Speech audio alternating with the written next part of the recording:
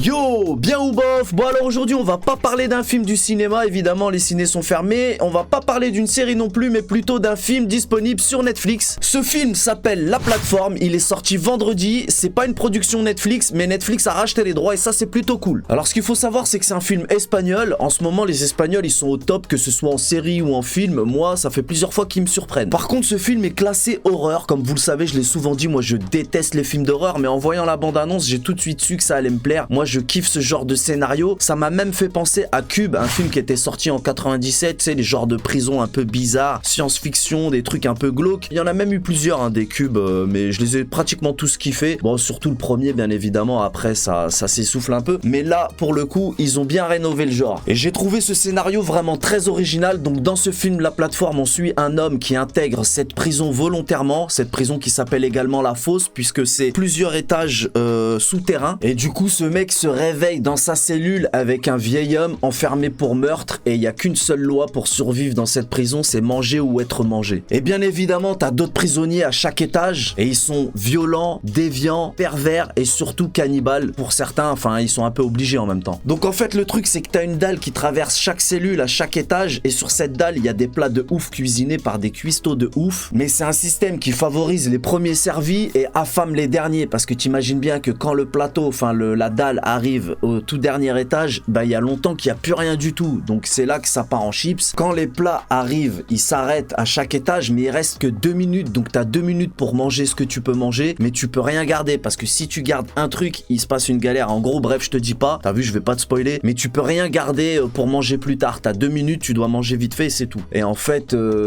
c'est un délire sur le partage des richesses. Alors bien évidemment, tu l'auras compris, c'est pas un film tout public. Je reviens sur le fait qu'il soit classé horreur. Moi, je déteste les films d'horreur, mais j'ai aucun problème avec le sang, parce qu'on ne compte plus tous ces films d'action où il y a quelques scènes gore. C'est devenu un petit peu normal. Moi, ça me dérange pas. Après, faut pas exagérer non plus. Et étant donné que là, il y a quelques petites scènes de cannibalisme, le mot est fort, mais t'inquiète pas, c'est pas un truc de ouf. Mais bon, ça reste néanmoins un film pour public averti. Moi, je trouve que c'est bien écrit, ça m'a même fait gaulerie, tu vois. Moi, ce que j'aime pas, c'est quand c'est malsain, quand c'est chelou, que c'est inutile. Là, c'est cool, tu vois. Tu vois, je vais pas te spoiler, mais notamment le vieux, moi, il m'a grave fait gaulerie. Le vieux, il appelle l'autre détenu mon escargot et tout, plein de délires comme ça. Ouais, moi, ça m'a fait kiffer, ça m'a même fait gaulerie, tu vois. Moi, j'ai trouvé que c'était vraiment bien écrit, c'est bien présenté, les effets spéciaux sont réussis, il y en a pas énormément, justement. Il y a des films qui misent tout sur l'argent, les effets spéciaux, les moyens, et d'autres qui misent sur les idées. Et là, c'est des bonnes idées, un bon scénario original avec des acteurs convaincants. Et j'ai oublié de le préciser, mais bien évidemment, tu l'auras compris, c'est un huis clos, et moi, je kiffe les huis clos. Un huis clos, ça coûte pas cher à réaliser, mais quand c'est réussi, c'est vraiment top. Encore une fois, le scénario est vraiment captivant, mais surtout intriguant. Dès le début du film, tu te poses énormément de questions, mais le film y répond petit à petit. La manière dont ils répondent à ces questions, justement, avec la mise en scène, la musique et l'acteur, le vieux qui fait le mec qui connaît tout, franchement c'était cool. Donc le projet de cette prison, de tout le concept, c'est un peu une étude comportementale en vrai. Alors comme je l'ai dit, le film répond à beaucoup de questions, mais il y a quand même énormément d'éléments subjectifs, surtout à la fin, ce qui fait que ça laisse libre cours à l'interprétation de chacun. Et ça par contre, moi je suis pas très fan de ce genre d'histoire qu'on peut interpréter à la fin.